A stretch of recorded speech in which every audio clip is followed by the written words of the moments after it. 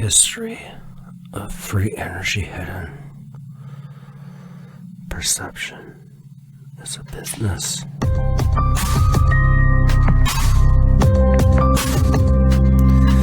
Perception is a profit.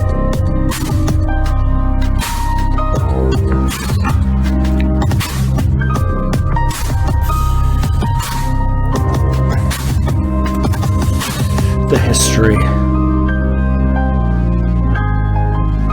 of free energy.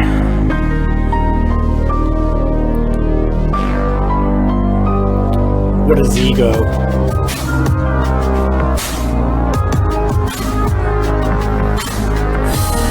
Ego's a weapon.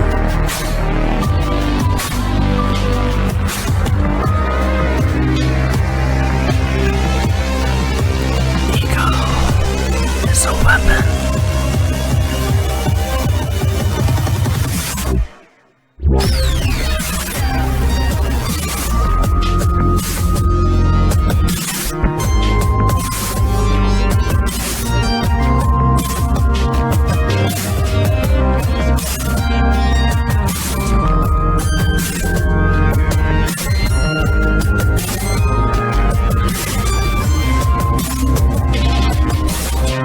So the only war being fought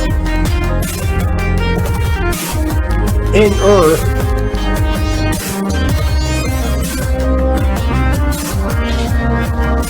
is the war of perception.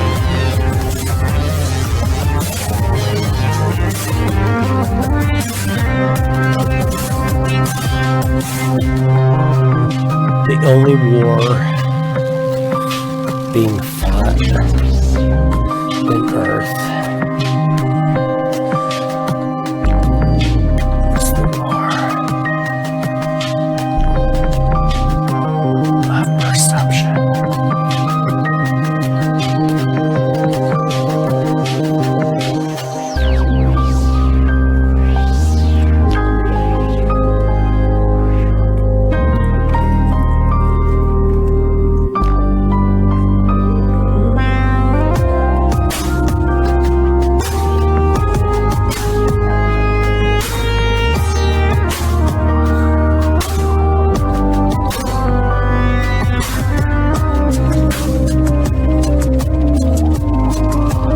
Only war being fought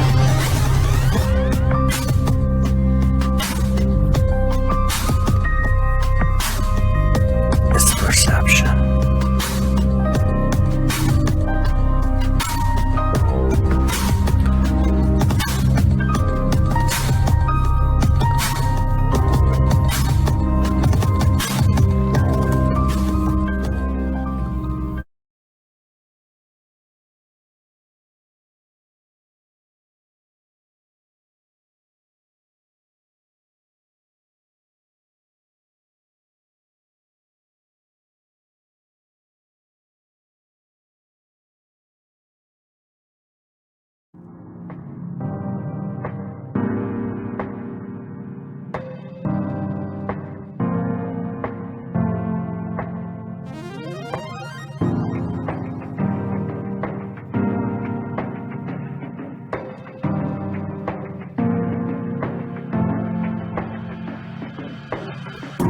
Earth is not a globe.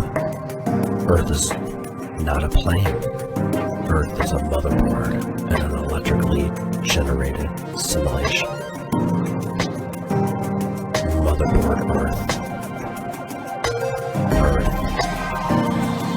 is flat.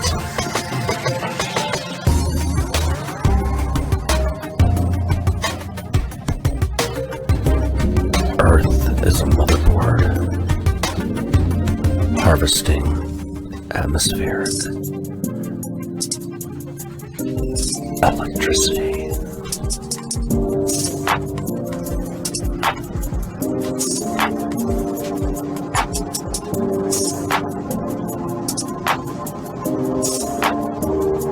So I'll show you guys how similar motherboards are to cities.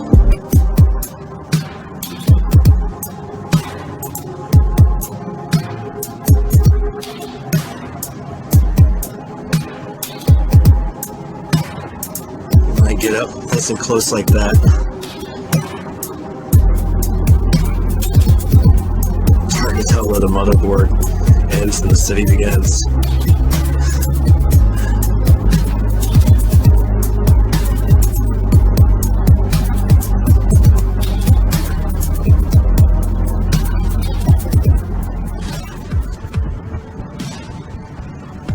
Earth is flat.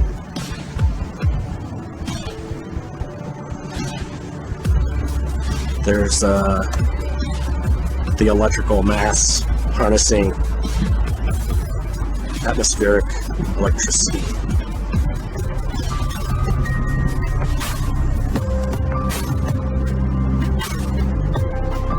Taking alternating current and converting it into direct current.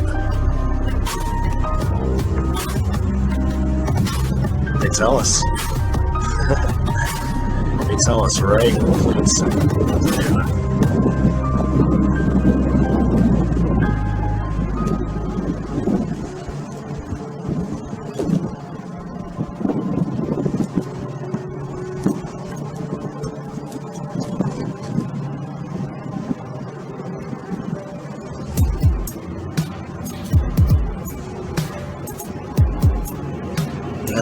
Electric City. Electricity. Electric City. They're all set up like motherboards to harvest and conduct energy.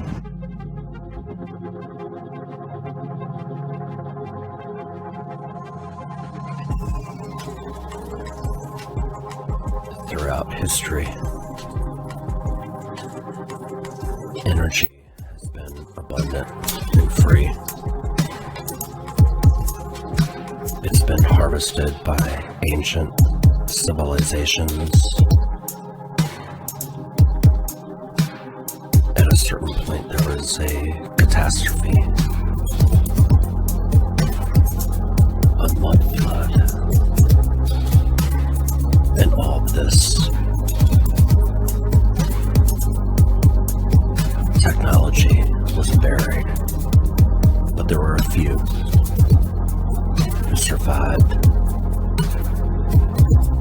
and walked away with this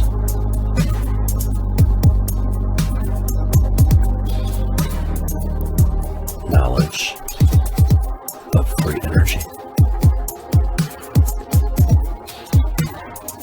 Earth is a simulation of energy being harvested.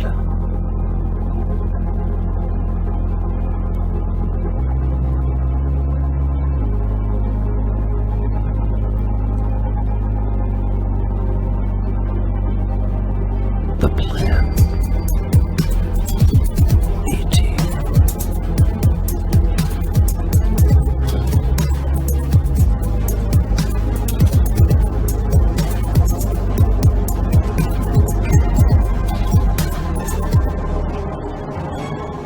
Just wanted to show you guys how similar motherboards are.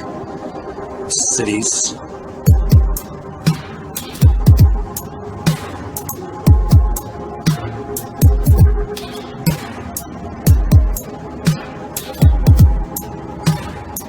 When I get up nice and close like that, it's hard to tell where the motherboard ends and the city begins.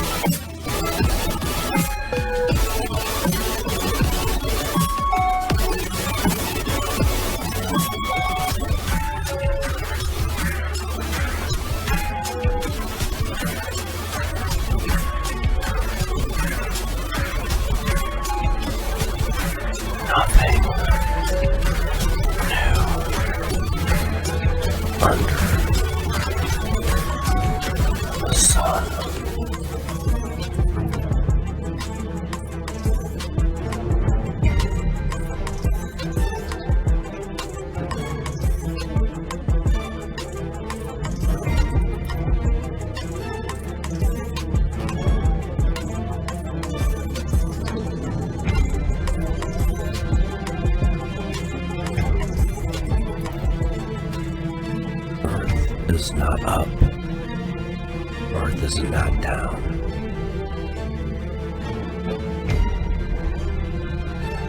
Earth is not a globe. Earth is not a plane.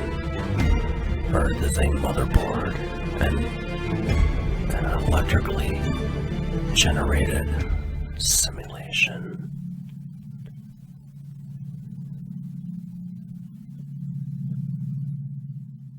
Earth is flat.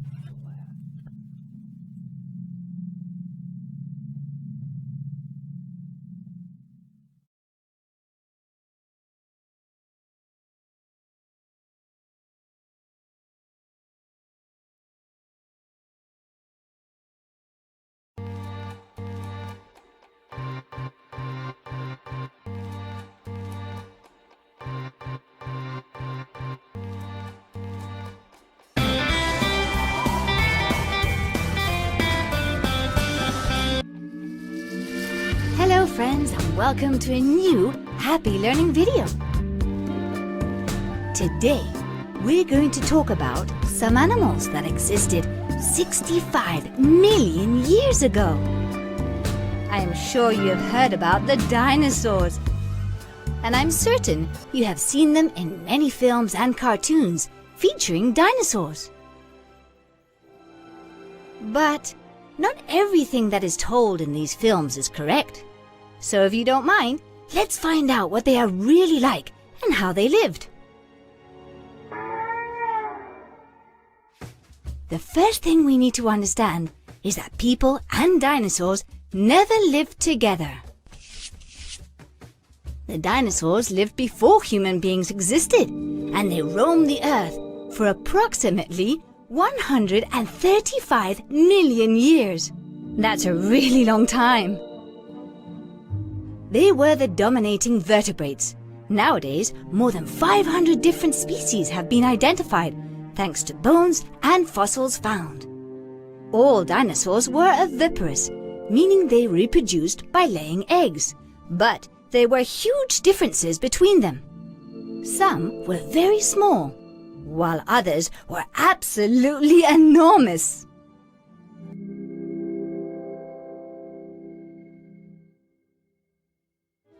Who was the better inventor, Thomas Edison or Nikola Tesla, and why? The better inventor was hands down Edison. He had so many patents and inventions. Our best hope for induction and wireless charging is Nikola Tesla, and I hope that'll be the wave of the future. I'm on Edison's team. I am on Team Tesla. Edison rocks! I'm on Team Nikola Tesla. Tesla, Edison, I mean, it's a great question. When you look at innovation and you look at competition and you look at rivalries, I think it is that type of competitive spirit that drives us forward. Thomas Edison and Nikola Tesla are two different types of inventors. Edison really was a businessman at heart. You really had to dig into the nuts and bolts of whatever it was you were inventing so that you could make it into a commercial, marketable product. Edison's breakthrough was to conceive of this as not just the light bulb, but as a system. Nikola Tesla has developed technologies for the transmission of alternating current electricity, which brought electrical power to households. He brought to light wireless communication information, which is part of the foundation for how we communicate on a global basis now today. I like both Edison and Tesla. I think they were pretty fantastic scientists and inventors. I suspect because there's controversy, they must be pretty close to equal. And that's exciting. A lot of people want to know who was the better inventor, Thomas Edison or Nikola Tesla. And I have to say neither one, because they were so different as inventors. Tesla and Edison, they're just both great inventors in the energy space, and what we're seeing sort of in lighting and electric motors is just another huge wave of innovation. I'd like to toast the rivalry and toast both of them.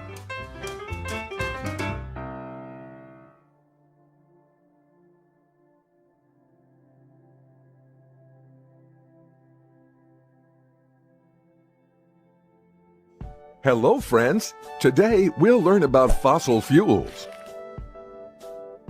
Fossil fuels are formed from the remains of ancient animals and plants, buried deep inside the earth for several years.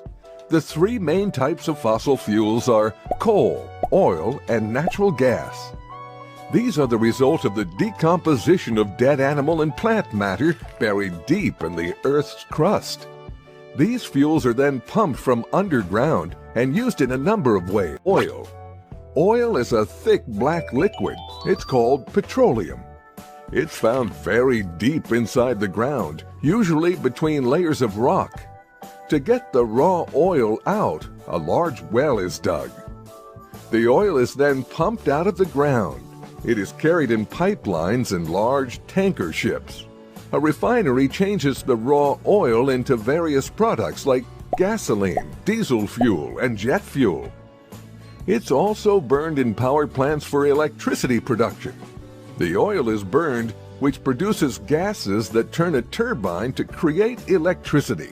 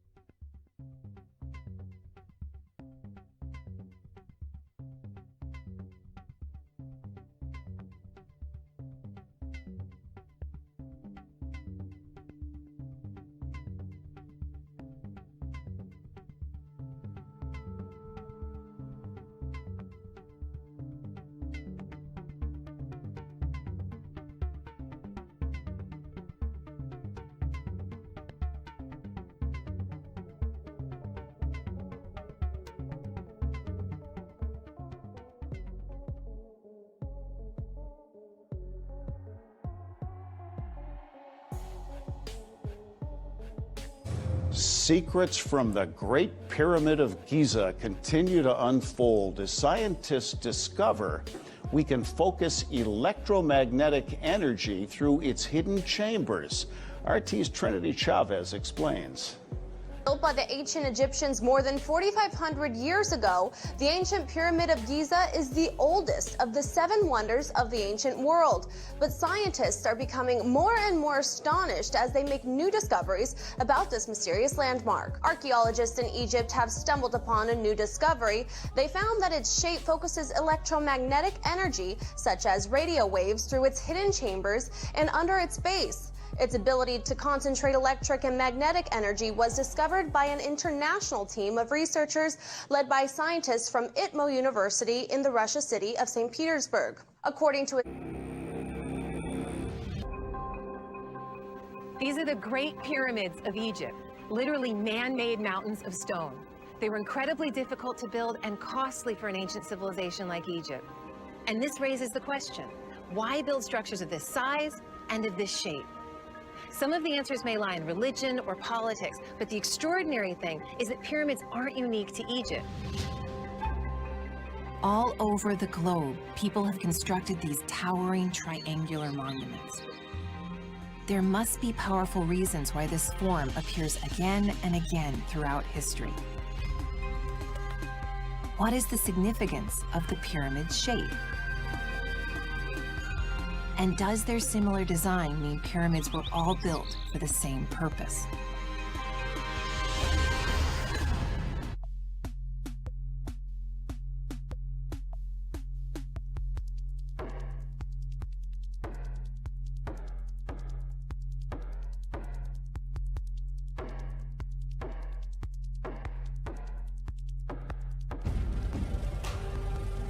Teotihuacan. Along the Avenue of the Dead, multiple structures show evidence of a catastrophic fire that consumed portions of the temple complex. The damage has been attributed to an uprising at the end of the 6th century, just before the population entirely vanished without a trace. This structure in particular, in spite of the many modern restoration, still shows evidence of the devastating fire that consumed the city. the pattern of destruction seems to be mostly concentrated around areas along the Avenue of the Dead and around the main pyramid. According to archaeologist Leopoldo Batres, who surveyed the site in the late 19th century, the damage seemed too extensive to be attributed to simple torch flames, leading researchers to explore alternative explanations. Many explanations included the possibility that the ancient inhabitants of Teotihuacan were harnessing energy. This caused a sudden energy release that resulted in this devastating fire.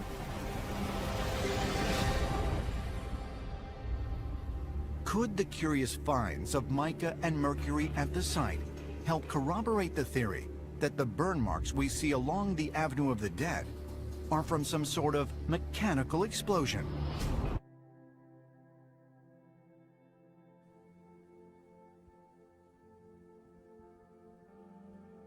I'm Samantha Deitcher for Investment Pitch Media. Free Energy International, symbol FEE on the TSX Venture Exchange, has completed the acquisition of Durrell Media. Shareholders will be pleased to see the shares back trading after the company requested a halt in August 2013, pending news. Durrell Media has developed a cause-driven online marketplace designed to bring shoppers, businesses, and charities together to provide opportunities to buy and sell, while bettering the community with each transaction. Consumers create buy requests for the product or service they're looking for and share them to get more like-minded individuals to request the same thing, or they can browse by category. Those buy requests are matched against the profiles of participating businesses and sent to them to make offers on and fulfill the demand. Revenue is generated when a transaction between a buyer and seller actually occurs and is considered a listing fee. The parties to a successful transaction recommend an eligible charity, and Durrell Media subsequently donates a percentage of its revenue to the respective organization. Free Energy acquired 100% of Durrell for $725,000, which was paid through the issuance of 14.5 million shares at a deemed price of 5 cents per share.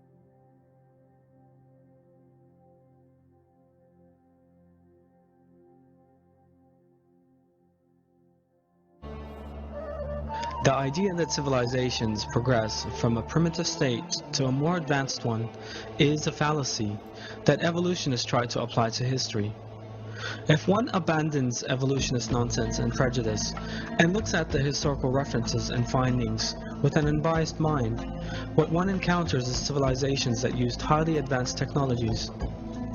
Remains left from ancient Egypt, the Mayans, and the Sumerians indicate the branches of science such as electricity, electrochemistry, electromagnetics, metallurgy, hydrogeology, medicine, chemistry, and physics were used to a considerable extent. Electricity was efficiently generated and widely utilized in ancient Egypt. The Baghdad battery and the first arc lights were used at that time.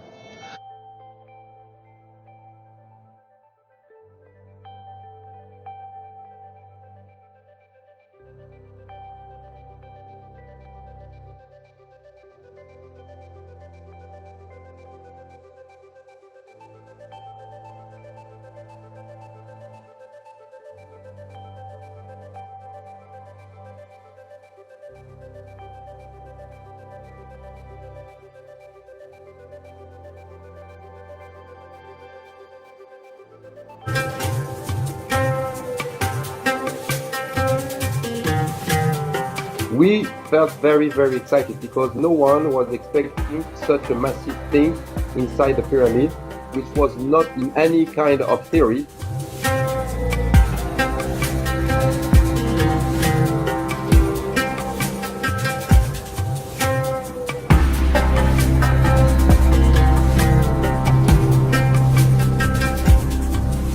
It's a high energy kind of electron. They are able to go through stones.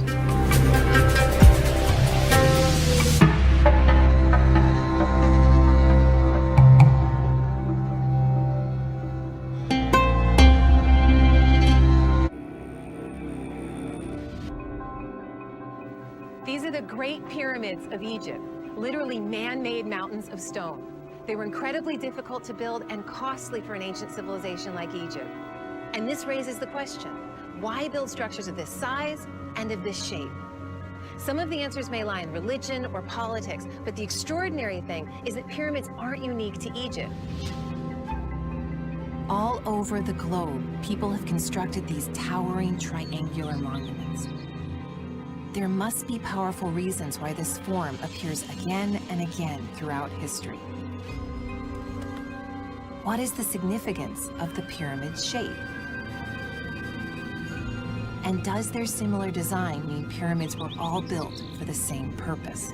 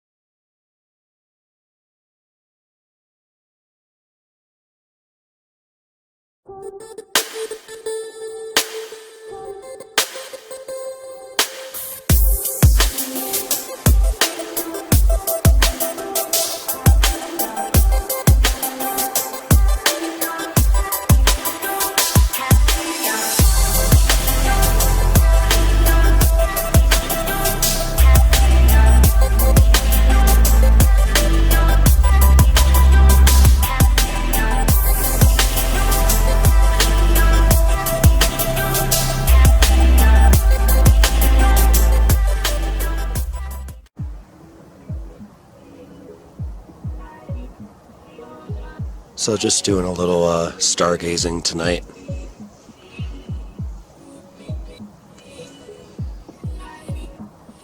Getting in a positive space. It's important to do that. There's a lot of negativity, a lot of negative charge. And so I am dancing with the stars. Thinking more about them being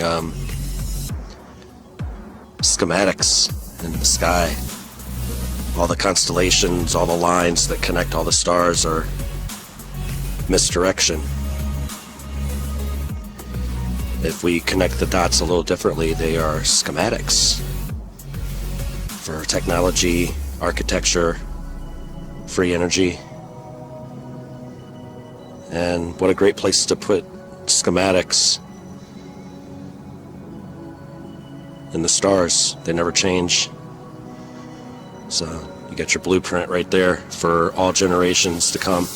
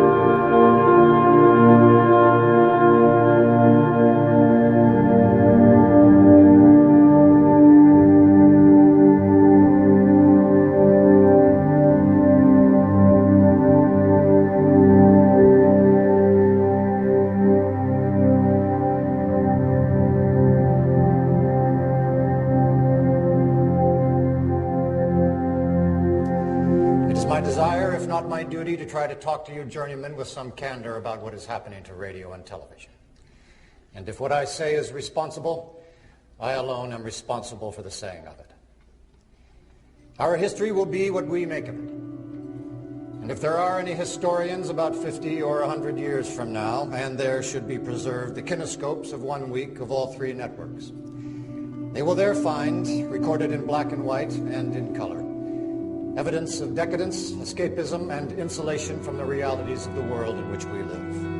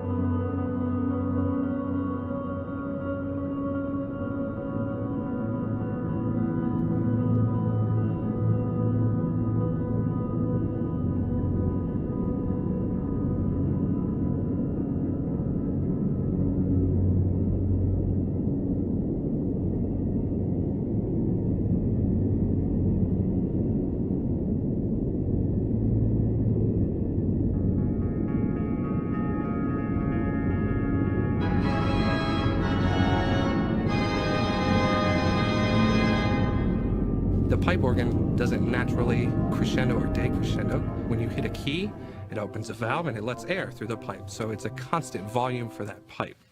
So the swell shutter pedal, which is controlled by the feet, and it's right above the pedal board where I play the notes with my feet, and as I push the pedal forward, the swell shutters will open, and as I slowly push it closed, the swell shutters will close. And so it's connected by electric wire from my foot all the way up to the top of the swell box to open and close the shutters. So the stop tabs on the organ each tell me what family and what the size of the pipe is. So there's 8-foot flutes and 16-foot flutes and 4-foot reeds.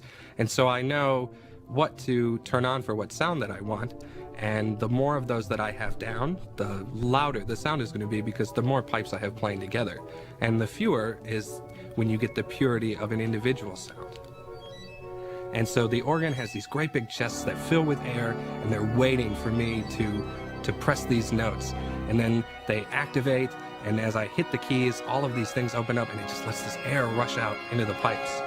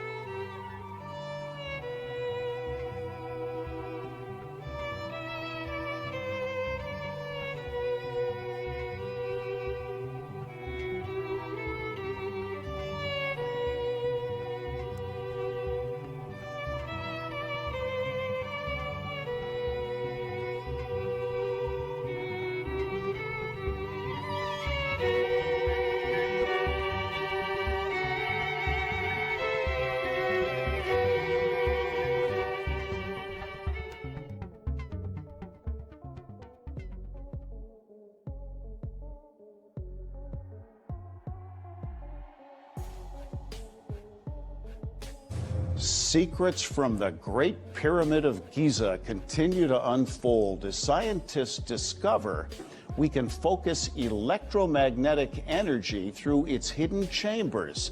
RT's Trinity Chavez explains. Built by the ancient Egyptians more than 4,500 years ago, the ancient Pyramid of Giza is the oldest of the 7 wonders of the ancient world.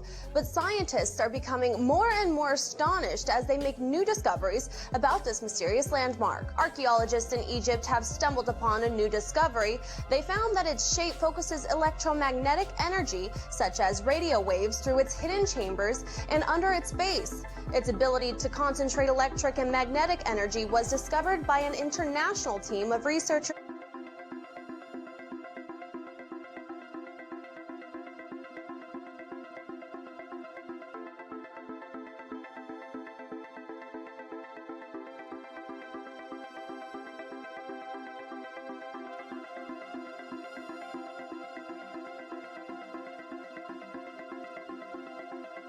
Thomas Edison and Nikola Tesla are two different types of inventors.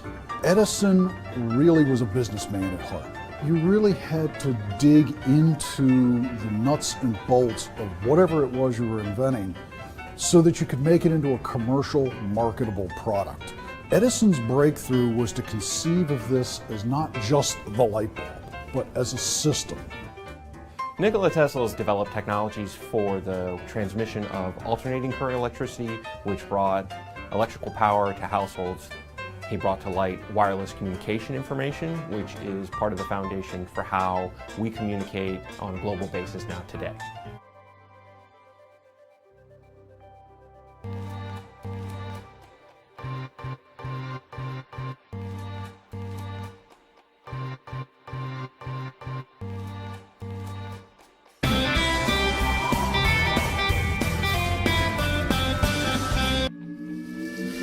Hello friends, and welcome to a new Happy Learning video. Today, we're going to talk about some animals that existed 65 million years ago. I am sure you have heard about the dinosaurs, and I'm certain you have seen them in many films and cartoons featuring dinosaurs. But not everything that is told in these films is correct. So if you don't mind, let's find out what they are really like and how they lived. The first thing we need to understand is that people and dinosaurs never lived together. The dinosaurs lived before human beings existed, and they roamed the earth for approximately 135 million years. That's a really long time. They were the dominating vertebrates. Nowadays, more than 500 different species have been identified, thanks to bones and fossils found. All dinosaurs were oviparous, meaning they reproduced by laying eggs. But there were huge differences between them. Some were very small, while others were absolutely enormous.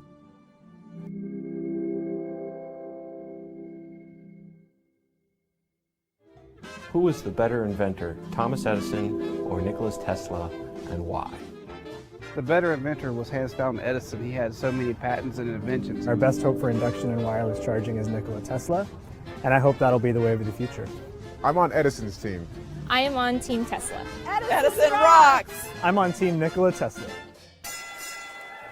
Tesla, Edison, I mean, it's a great question. When you look at innovation and you look at competition and you look at rivalries, I think it is that type of competitive spirit that drives us forward. Thomas Edison and Nikola Tesla are two different types of inventors. Edison really was a businessman at heart. You really had to dig into the nuts and bolts of whatever it was you were inventing so that you could make it into a commercial, marketable product. Edison's breakthrough was to conceive of this as not just the light bulb, but as a system. Nikola Tesla has developed technologies for the transmission of alternating current electricity, which brought electrical power to households. He brought to light wireless communication information, which is part of the foundation for how we communicate on a global basis now today. I like both Edison and Tesla. I think they were pretty fantastic scientists and inventors. I suspect because there's controversy, they must be pretty close to equal. and that's exciting. A lot of people want to know who was the better inventor, Thomas Edison or Nikola Tesla.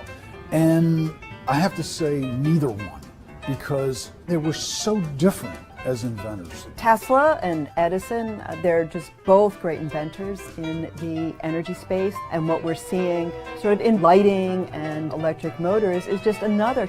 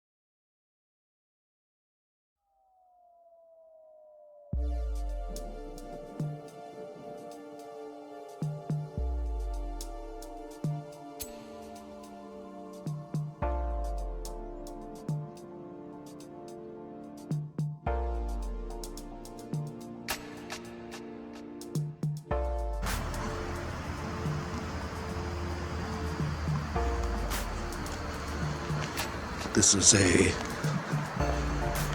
trunk sewer which carries all the human waste from the city I live in to be processed and converted back into quote-unquote natural gas that we use.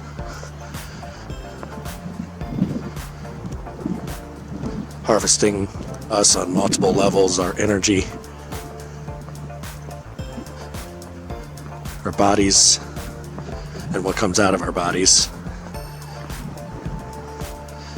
is all a resource. The natural gas that we use is our own gas. So they make sure they feed us the right stuff in the grocery stores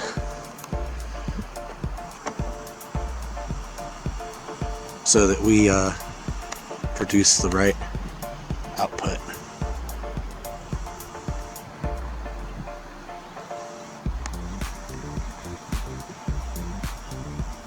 And they get what they want out of our natural gas.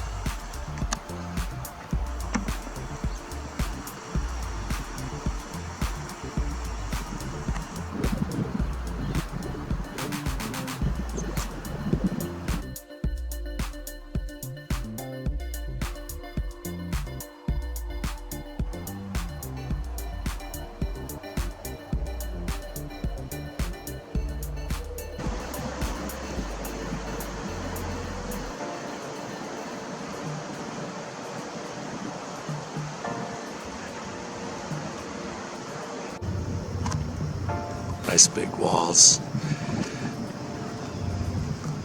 They don't want us in there. Over there. Making the electricity.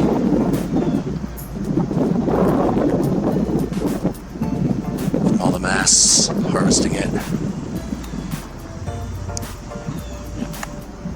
So it makes sense that where they're harvesting our our waste and converting our waste into natural gas energy, selling it right back to us. It makes sense that electricity is being produced right across the river. Right across the river.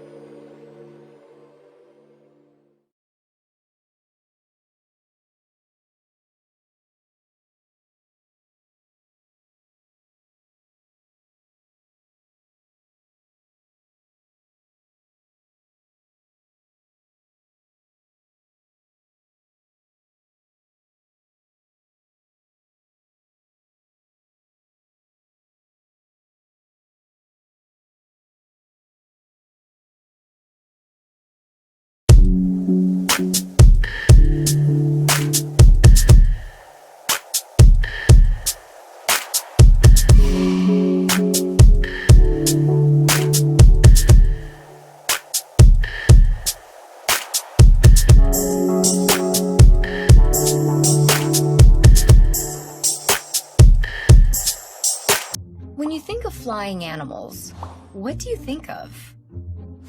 Birds, butterflies, or bees might first come to mind.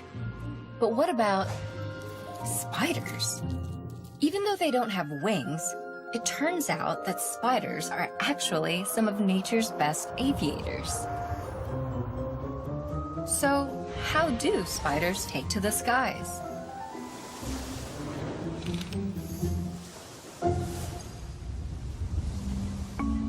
Lightning storms are one of nature's most powerful displays of Earth's electricity. But even under normal weather conditions, electricity is all around us. The atmosphere holds a positive electric charge, while Earth's surface holds a negative charge. Just like with magnets, similar charges repel away from each other, and opposite charges attract. This interaction creates something called an electric field. The force of this electric field is what allows for some spiders to defy gravity in a remarkable behavior called ballooning. It typically begins at high, pointy areas where the Earth's electric field is the strongest. First, a spider drops an anchor silk to secure itself. Then, it raises its two front legs in the air and uses special fine hairs to sense wind and electrical conditions, sort of like a built-in weather station. If the conditions are right, the spider then tiptoes on its back legs, raises its abdomen, and releases its silk to the air. The silk strands are charged, which causes them to repel away from each other rather than tangling. This form of static electricity is just like what happens to your hair after rubbing it with a balloon. Now, ready to set sail, the spider breaks off its anchor line and lifts into the air using the force it gains from the electric field and wind. Once airborne, spiders likely use their legs to balance or control speed during their dangerous journey. Most of these trips are short, but some can last for thousands of miles.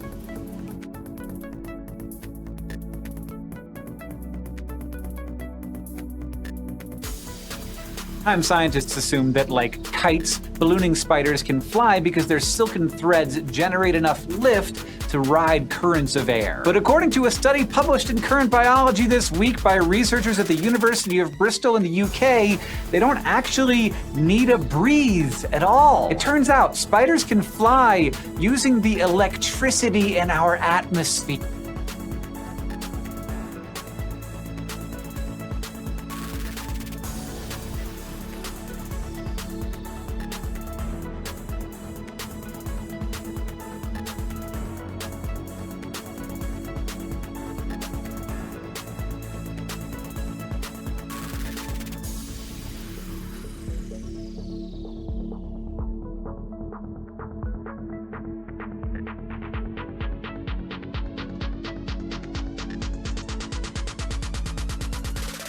The mystery of how spiders can fly for thousands of miles even in the complete absence of wind has finally been solved. Sometimes, when it rains or when they feel the urge to migrate, spiders get out their little silk knapsacks and balloon away. This ballooning behavior is well understood by spider scientists, but researchers have recently discovered that electric fields can not only trigger the behavior, but also provide lift. The latest research shows arachnids can make use of electrostatic charges in the atmosphere to power their journeys. This force, known as the E-field, can be detected by many insects and is used by honeybees to communicate with a hive.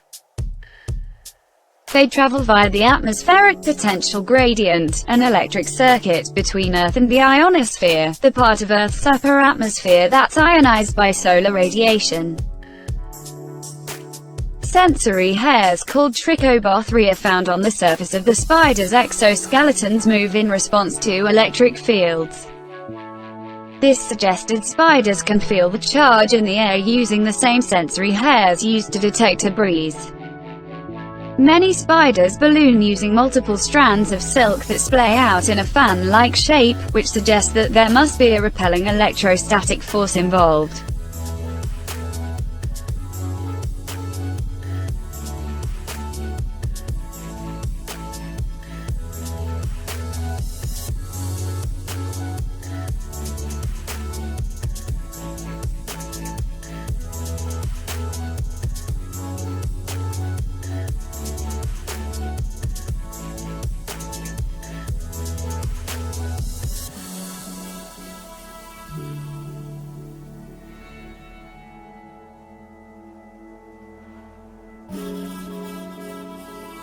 For a long time, scientists assumed that, like kites, ballooning spiders can fly because their silken threads generate enough lift to ride currents of air. But according to a study published in Current Biology this week by researchers at the University of Bristol in the UK, they don't actually need a breeze at all. It turns out spiders can fly using the electricity in our atmosphere.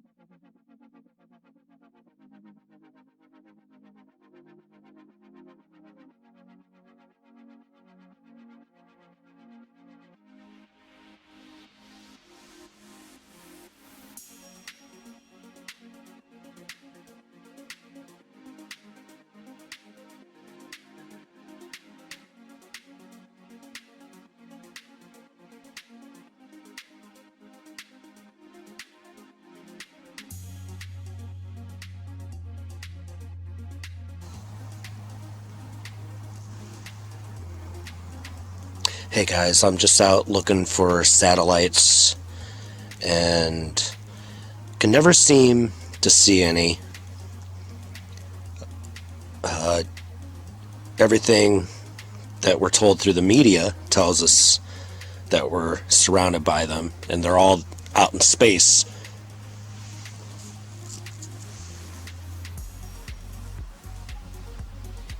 But, you know, as I've kind of been on this journey of trying to figure out how far away the moon is, seeming that it's closer than we're told, I would think that we would be able to see satellites whizzing between us and the moon at a constant rate. You know, all the pictures that you Google or whatever server you use, you bring up, shows you that there's all these satellites out there and that we're surrounded by them. And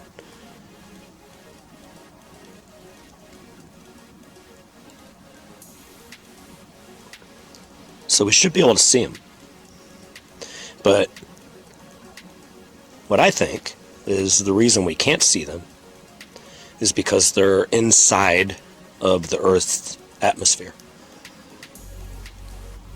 The moon is much closer than we're told, and makes me question, what space is in general.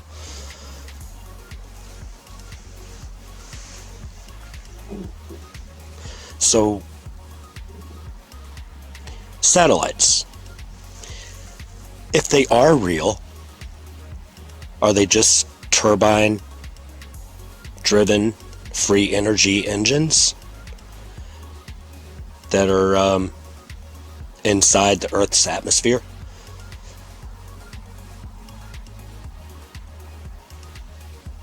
I don't know. They look like them. They look like turbines.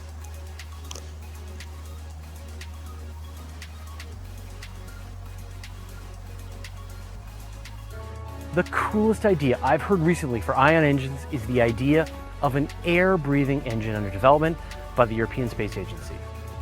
Instead of carrying any propellant at all, engineers at ESA demonstrated that a spacecraft in low Earth orbit should be able to pull in molecules of air right from the atmosphere and then ionize them and blast them back out. Since the spacecraft would be using unlimited solar electricity for power and pulling its propellant from the atmosphere, it could operate without refueling essentially forever. Spacecraft could operate at lower altitudes, and space stations could remain in low Earth orbit indefinitely without needing to be reboosted. It's going to be a real game changer.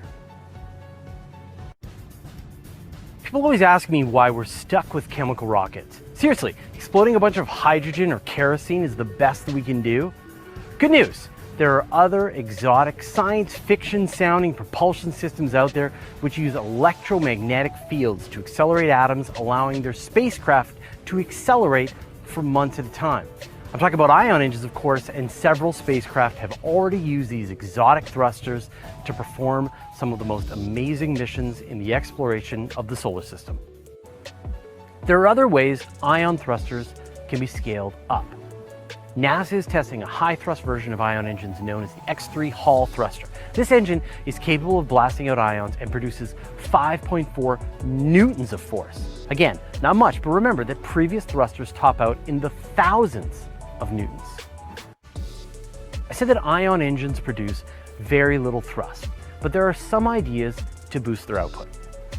The first is dramatically increase the amount of electricity that you're using to accelerate the ions. Instead of solar panels, NASA considered creating an ion engine powered by a nuclear reactor. Greatest machines that push air is the jet engine. Jet engines suck air in the front and push a jet of air out the back. That force is called thrust, and it moves an airplane through the sky. Let's see how it works. A big fan at the front of the engine pulls air around the engine and sucks air into the core. We'll come back to that outside air in a moment. For now, let's follow the air in the core. It goes into a compressor, something like many household fans join together. Each fan gets smaller and smaller as the blades squeeze the air into a tighter and tighter space, compressing the air like you would squeeze a balloon. The turbine is like a windmill that scoops up energy from the heated air and spins the shaft connected to the fan at the front of the engine. The excess hot air from the combustor blows out the back of the engine, producing thrust. Remember that air rushing outside the engine core? Together, the turbine and fan push a larger mass of air than the core ever can, for much more thrust. But that extra air passing around the engine core works more efficiently if it moves more slowly than the hot air rushing out the combustor and the back of the engine.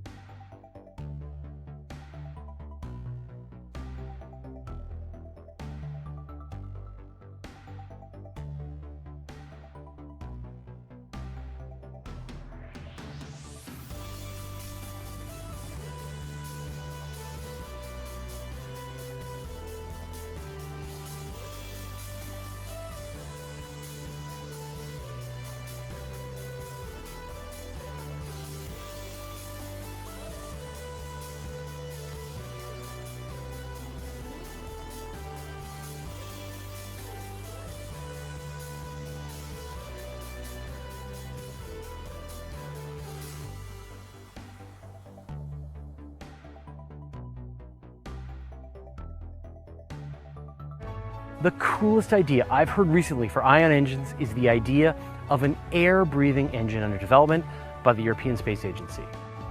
Instead of carrying any propellant at all, engineers at ESA demonstrated that a spacecraft in low Earth orbit should be able to pull in molecules of air right from the atmosphere and then ionize them and blast them back out. Since the spacecraft would be using unlimited solar electricity for power and pulling its propellant from the atmosphere, it could operate without refueling essentially forever. Spacecraft could operate at lower altitudes, and space stations could remain in low Earth orbit indefinitely without needing to be reboosted. It's going to be a real game changer. A 550 metric ton Falcon Heavy is carrying almost 400 tons of fuel and oxidizer. The first stage will only burn for 162 seconds, and the second stage will fire for 397 seconds. That gives you a total burn time of about 9.5 minutes. Want to make some maneuvers? Want to accelerate for days, weeks, or even months? Too bad, you are out of fuel. Of course, these shortcomings from chemical rockets have led scientists to search for other forms of propulsion, especially when you're out in space, and one of the most successful so far is the ion thruster. When you're working out the rocket equation, an important factor is the velocity that you're ejecting your propellant. The most efficient chemical rocket can throw hot gases out the back at 5 kilometers per second. Ion engines, on the other hand, can eject individual atoms 90 kilometers a second. This high velocity gives the spacecraft a much more efficient acceleration. The best chemical rockets see a fuel efficiency of about 35%, while ion engines see an efficiency of 90%. So how do ion thrusters work? It's actually pretty weird and totally sounds like science fiction. Instead of hot gases, ion thrusters eject ions, which are atoms or molecules which have an electrical charge because they've lost or gained an electron.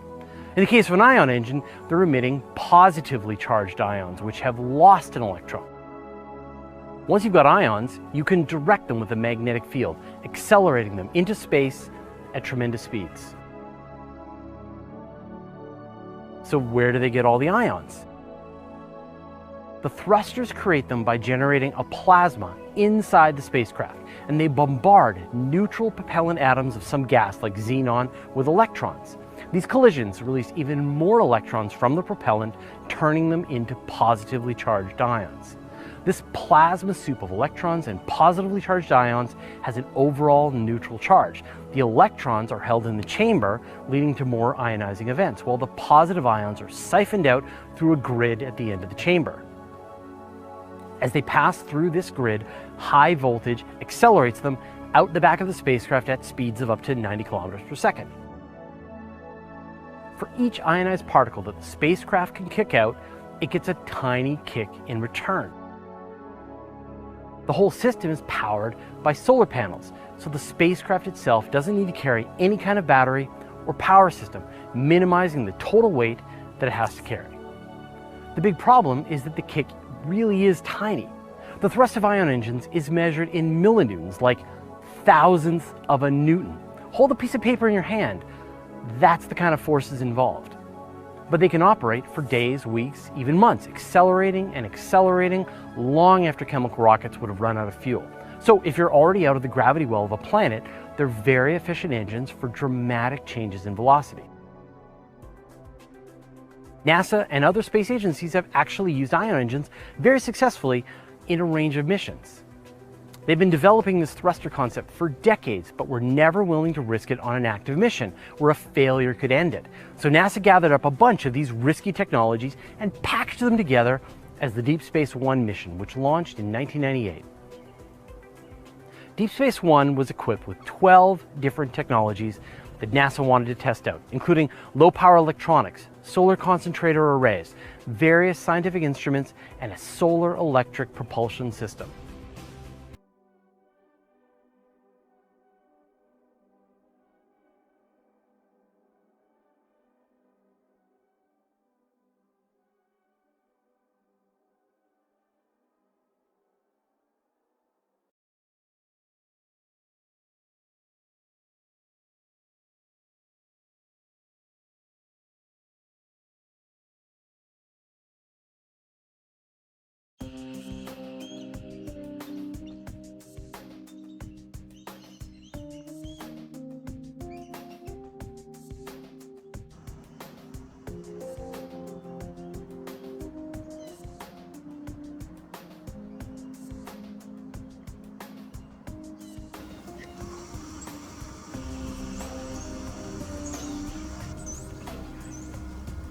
Birds don't fly tree to tree.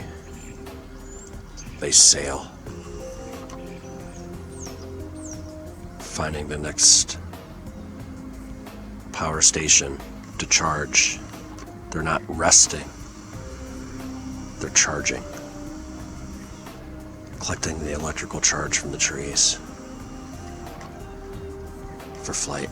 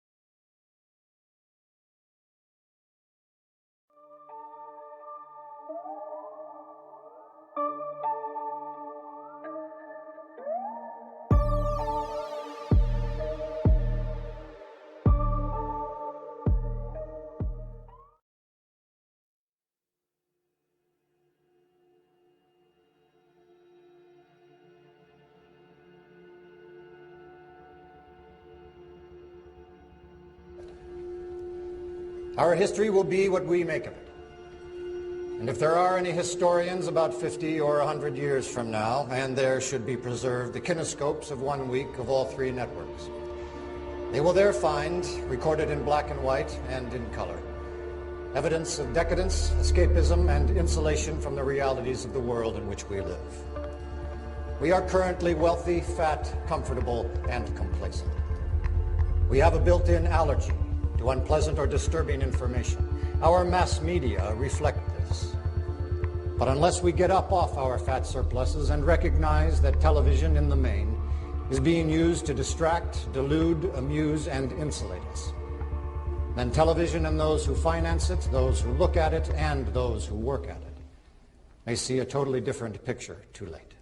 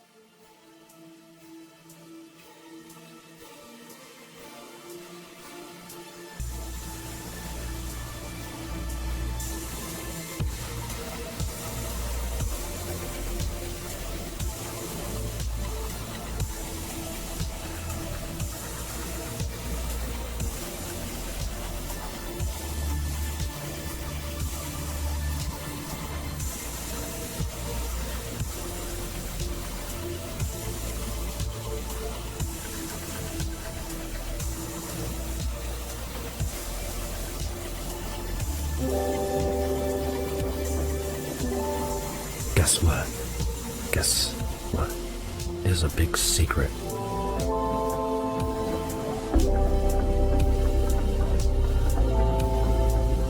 Air traffic control towers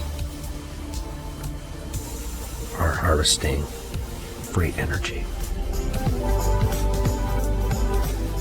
Just like the towers that were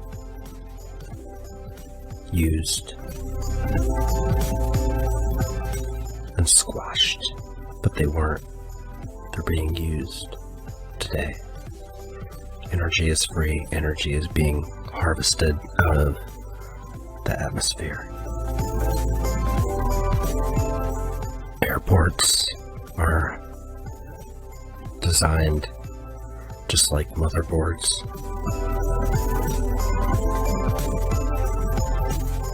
They're designed to harvest free energy.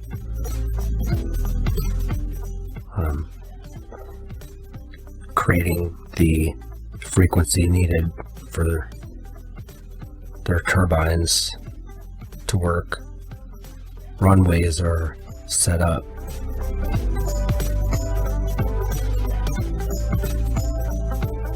in very specific directions to harvest that frequency needed.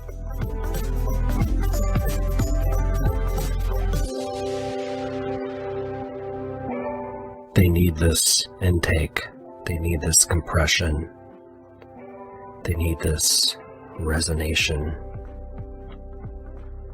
but they do not need fuel.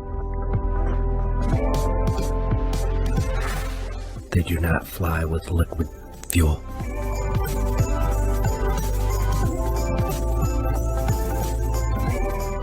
That's one of the big secrets.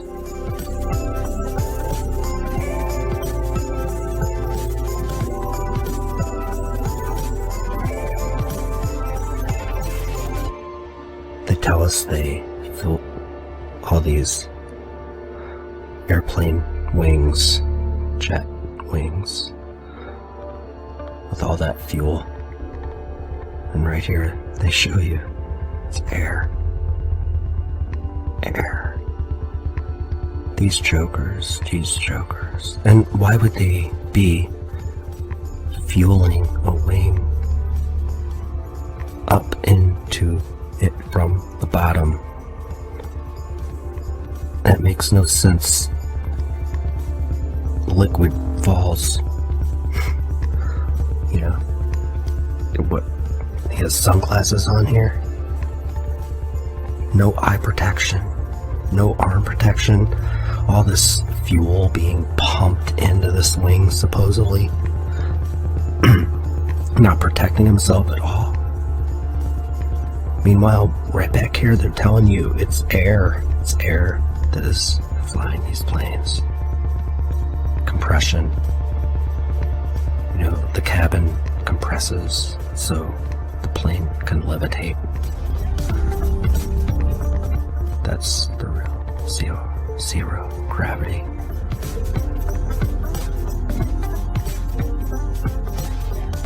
So, if they've hoaxed us about 9/11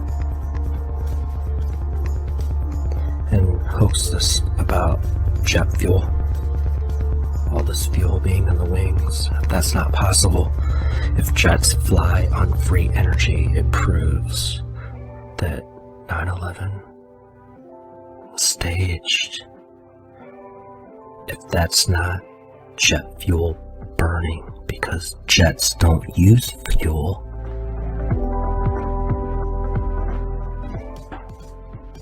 "9/11's busted."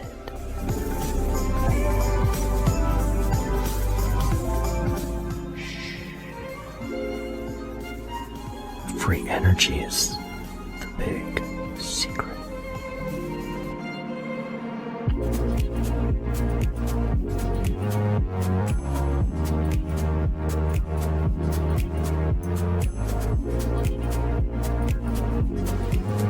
just a quick little video on helicopters and how they are able to fly, levitate, resonate,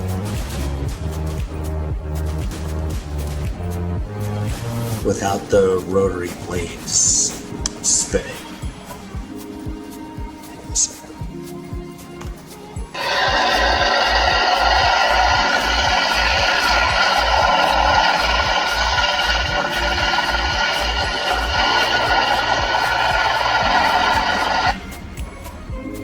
They use a turbine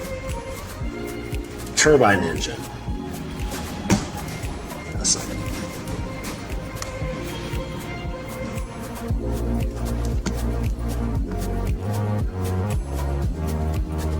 Pull the air through that turbine, resonate.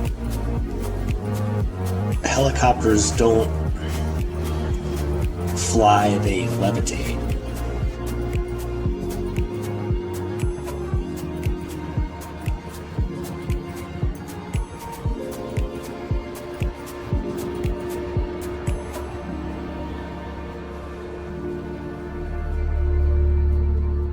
These turbines are designed to take fresh electrical air out of the troposphere and compress it, resonate it into frequencies that turn it into a fuel. These planes fly with free energy engines.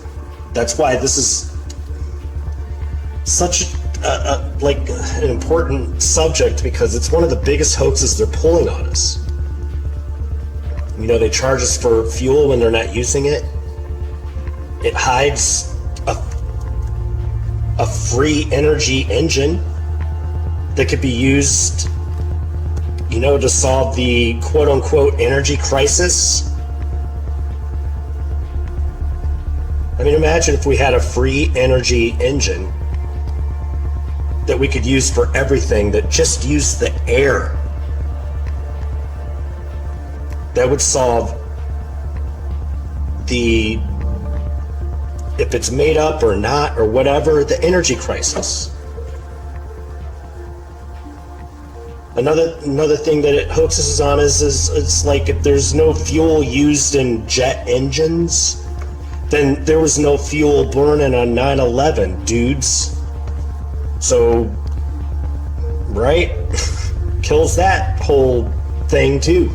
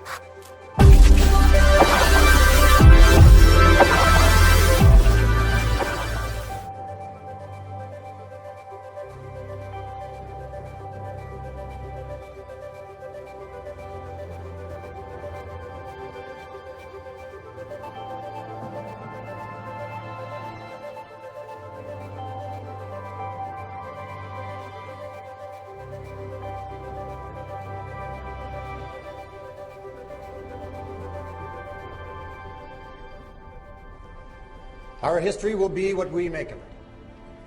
And if there are any historians about 50 or 100 years from now, and there should be preserved the kinescopes of 1 week of all 3 networks, they will there find, recorded in black and white and in color, evidence of decadence, escapism, and insulation from the realities of the world in which we live. We are currently wealthy, fat, comfortable, and complacent. We have a built-in allergy to unpleasant or disturbing information. Our mass media reflect this.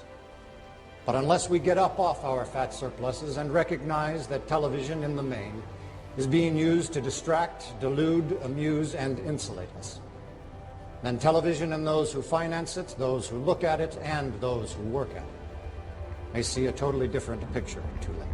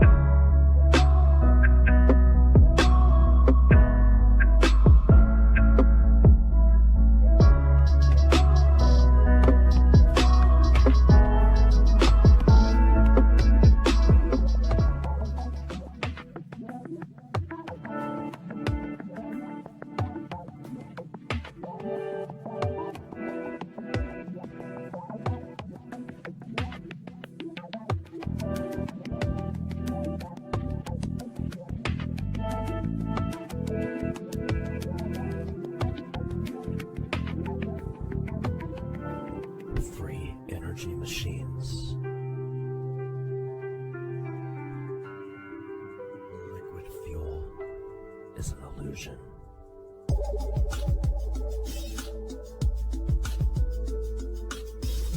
Free energy is the big secret.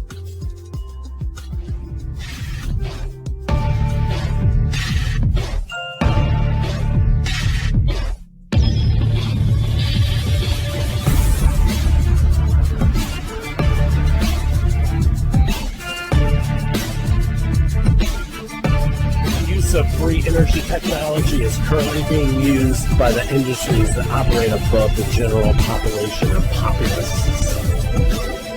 Gasoline-driven cars are sold to the general population to create the illusion that liquid fuel is being used in the industries that operate above the general population.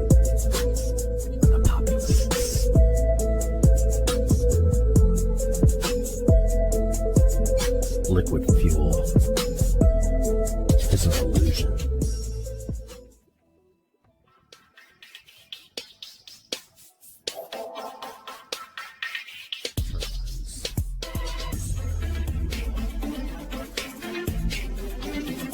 Jets don't use liquid fuel. They use compressed air. And these turbines are designed to pull in air and compress it and combust it and use it as fuel.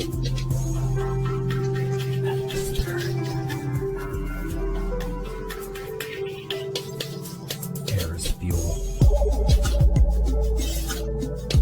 Free energy is the big secret.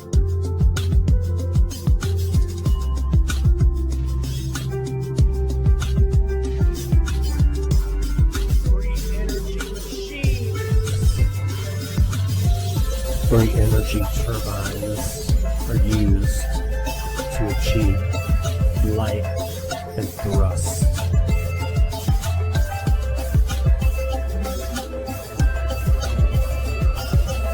Light is achieved using compressed air.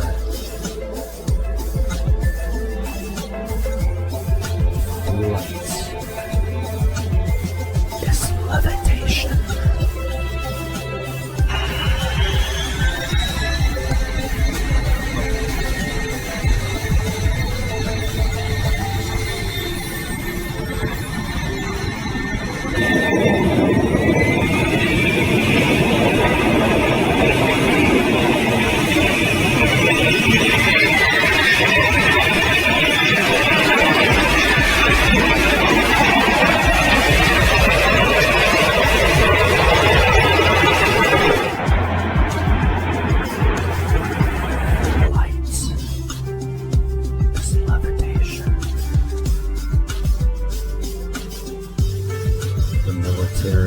Aviation industry and commercial travel use free energy engines.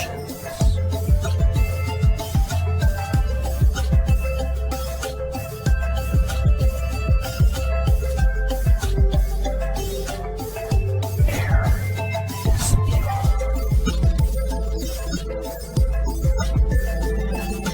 Water is fuel. Liquid fuel.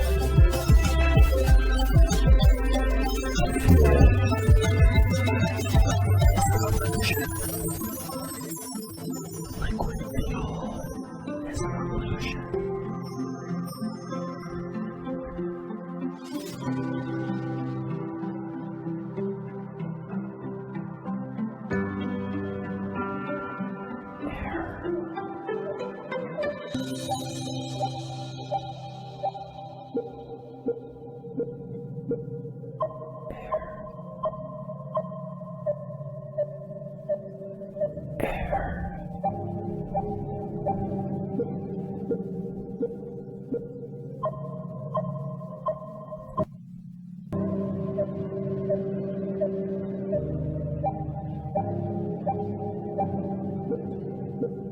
Is water.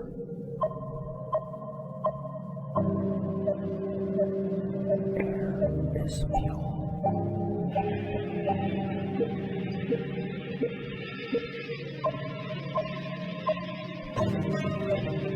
All the industries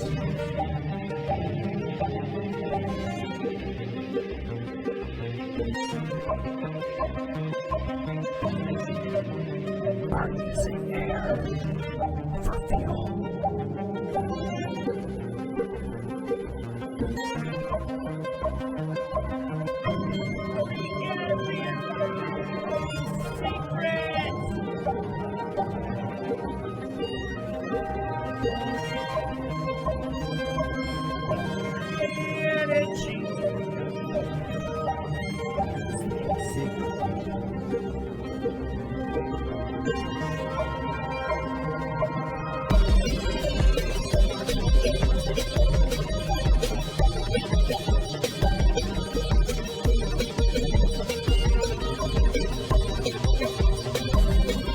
Energy has been around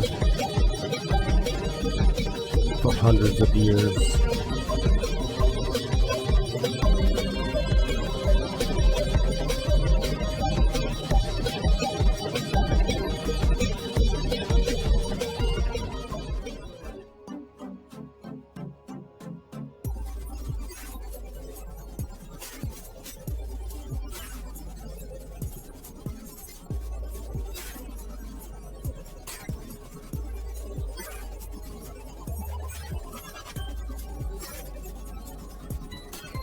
Passengers are diving.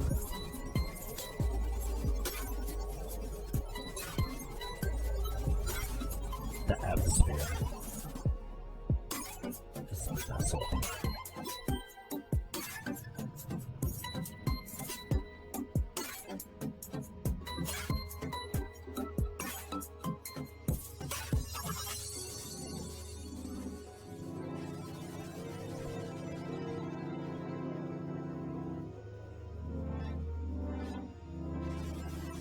Our lungs.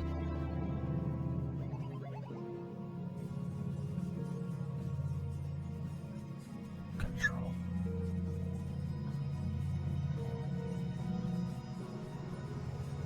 Our thoughts.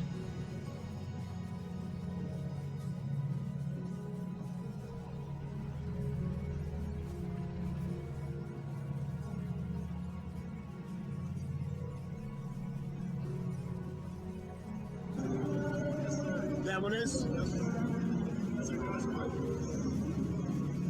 How do they fuel it? How do you fuel it? Yeah.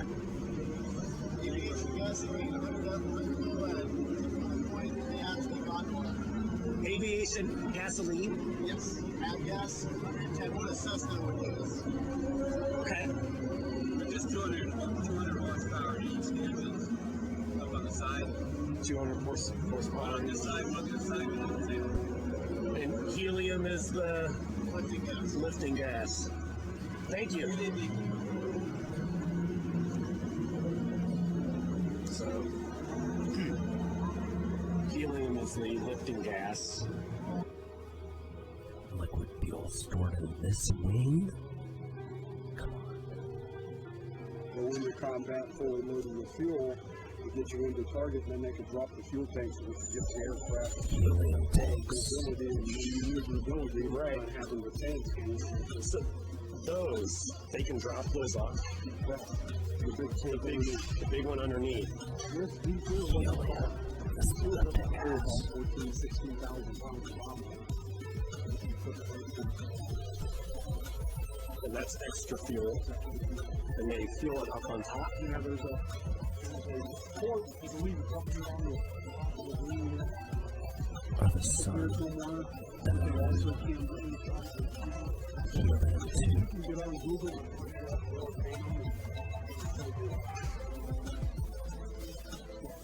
Very cool.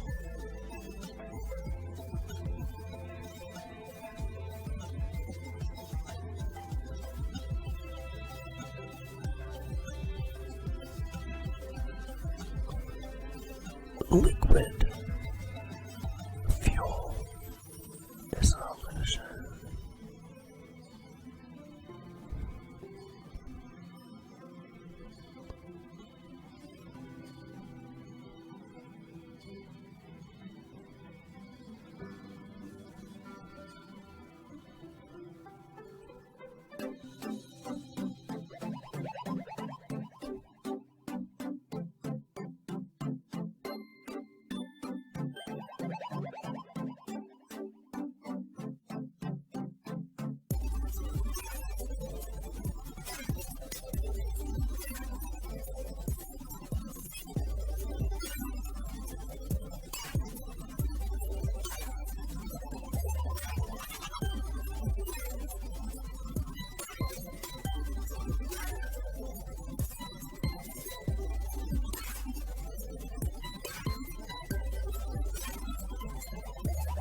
Turbines activate.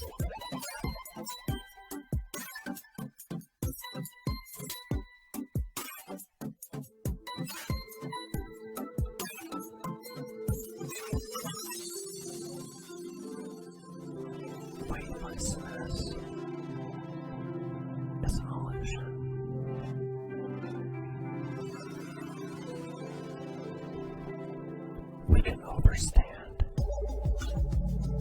oxygen is most commonly seen as gas, but under certain conditions, we can see it as liquid. It is actually the temperature and the pressure that determines whether something will exist as a gas, a solid, or a liquid.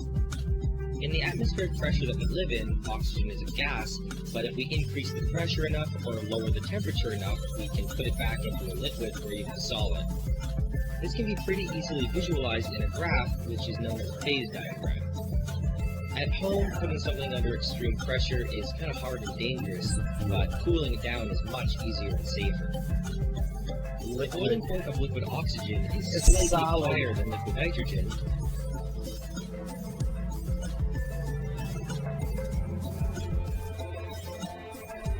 Free energy machines. They've been around for hundreds of years.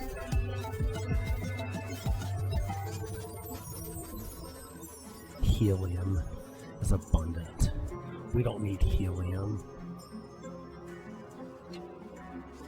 But we do.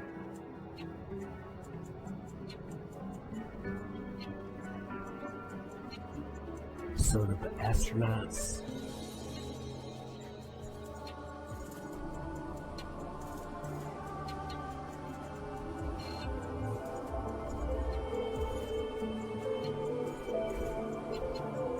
Nobody flies.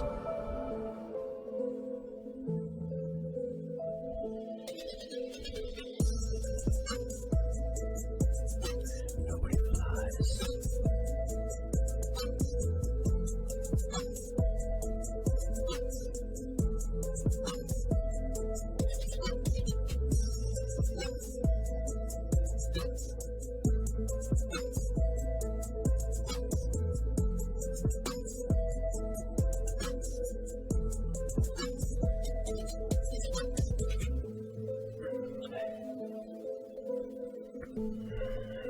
It's been set up to deceive us. Free energy is the big secret.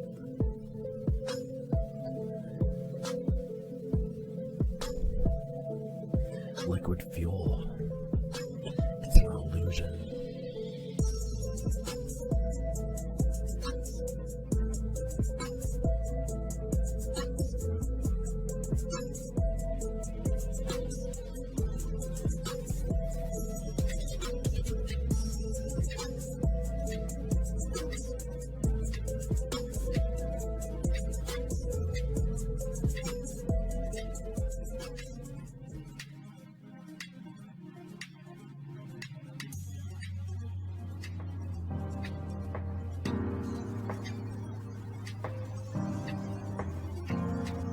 Hey guys, I'm just out looking for satellites and can never seem to see any. Everything that we're told through the media tells us that we're surrounded by them and they're all out in space.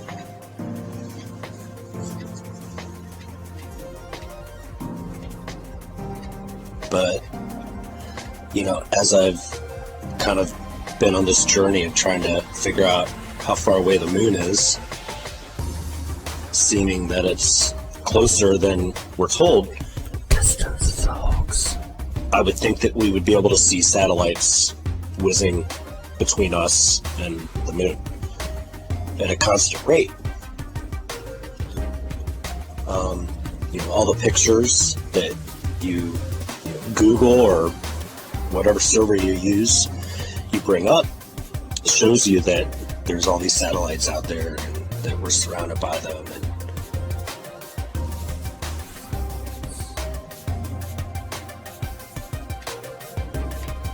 And so we should be able to see them. But what I think is the reason we can't see them is because they're inside of the Earth's atmosphere. The moon is much closer than we're told, and makes me question, you know, what space is in general.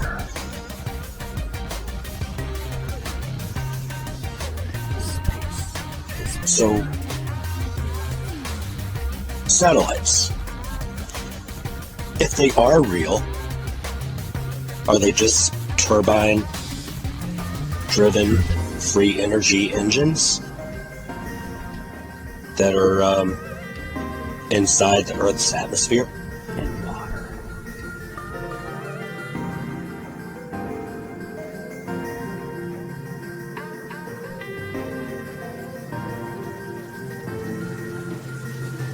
The free energy turbines are used to achieve flight with thrust.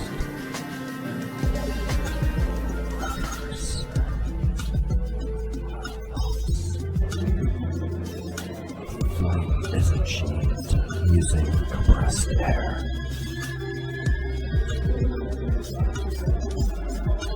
Flight is levitation.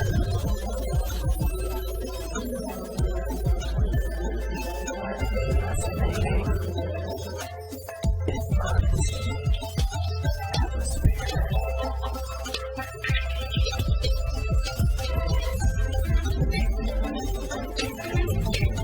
Jet fuel. Jets don't use liquid fuel. Dissolves. They use compressed air. And these turbines are designed to pull in air and compress it and combust it Turbines and use it as fuel. are out of this world technology.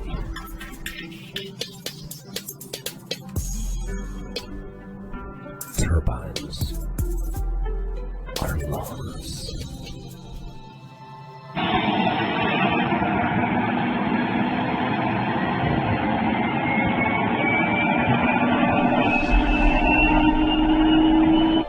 So I come in, and at this point, I've kind of forgotten that I don't have a nose gear. I'm just focused on landing. That's what I decided I had to do. So I'm at 20 feet stabilized, and I can't. Levitation.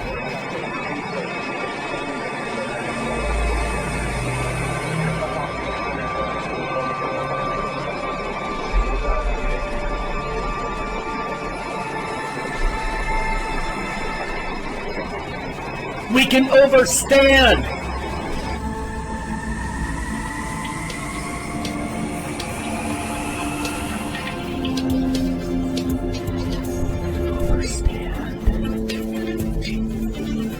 Jets don't use liquid fuel.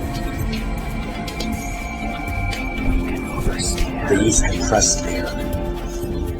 And these turbines are designed to pull in air and compress it and combust it. I do not use it as fuel.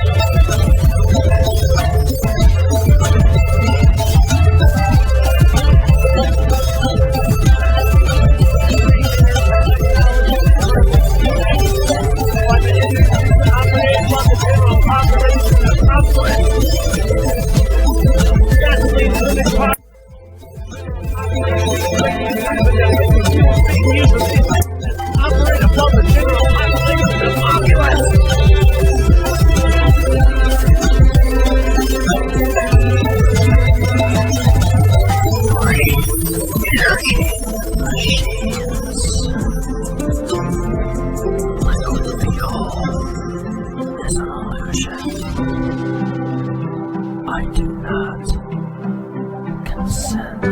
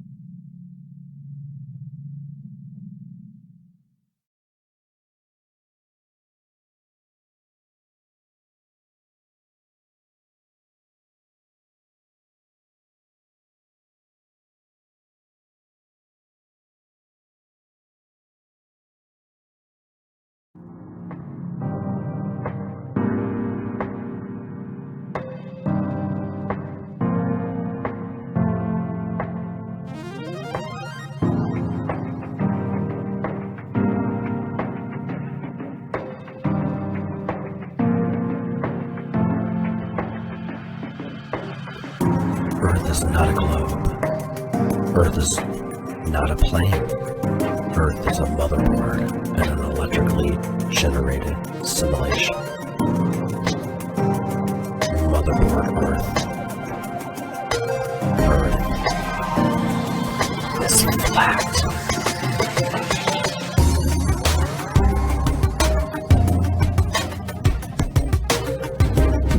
Earth is a motherboard, harvesting atmospheric electricity.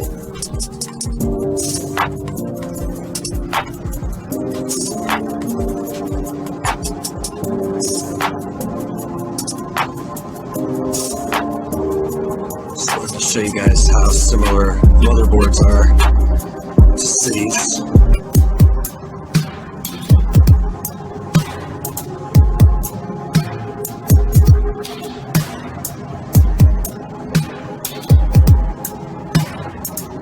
Get up nice and close like that.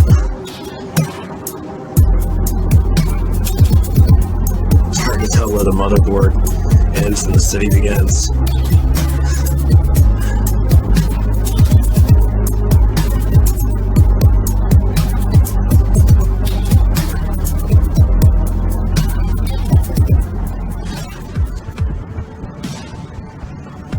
Earth is flat.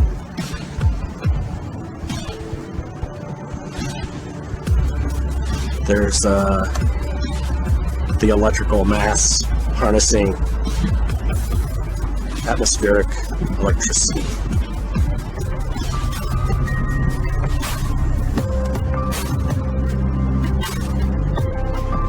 Taking alternating current and converting it into direct current. They tell us. They tell us right what it's doing.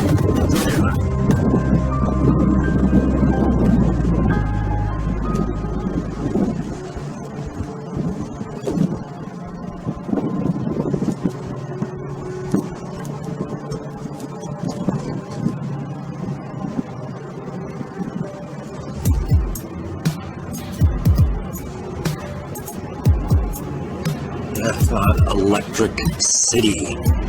Electricity. Electric city. They're all set up like motherboards to harvest and conduct energy.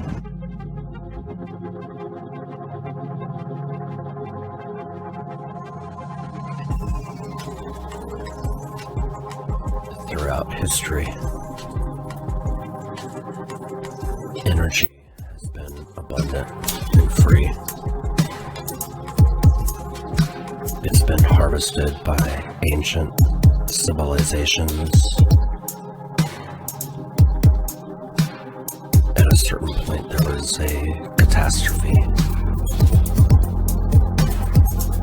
a mud flood, and all of this technology was buried, but there were a few who survived and walked away with this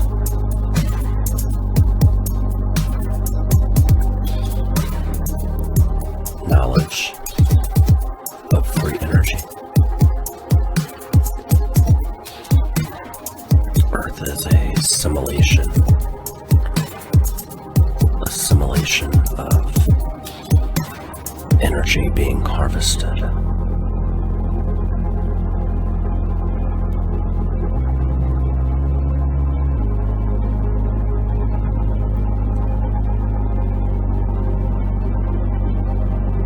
The plan.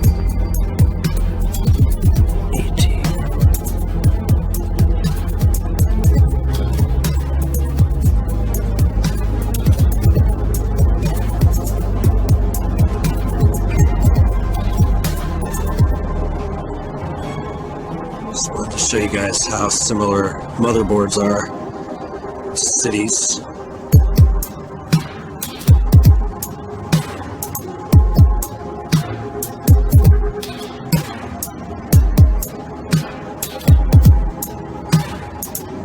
get up nice and close like that. It's hard to tell where the motherboard ends and the city begins.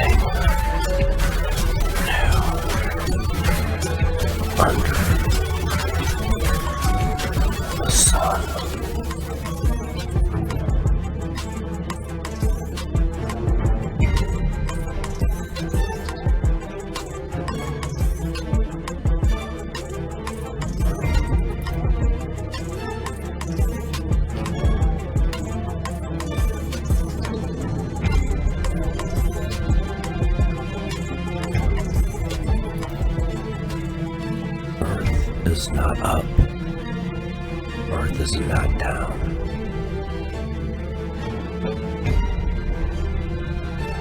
Earth is not a globe. Earth is not a plane. Earth is a motherboard and an electrically generated simulation.